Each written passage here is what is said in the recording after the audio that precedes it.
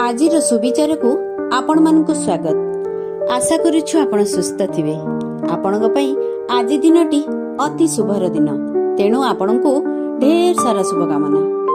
एक कथा सब बेले मन रखिबे, पड़ोसी बा पर आगरे केबे घरर गुमर कथा कहिबे नाही। निज पाखरे केते धन अछि बंधु को कहि देबे नाही। स्त्रीर दुर्गुण मां आगरे केबे भी प्रकाश करिवे नाही।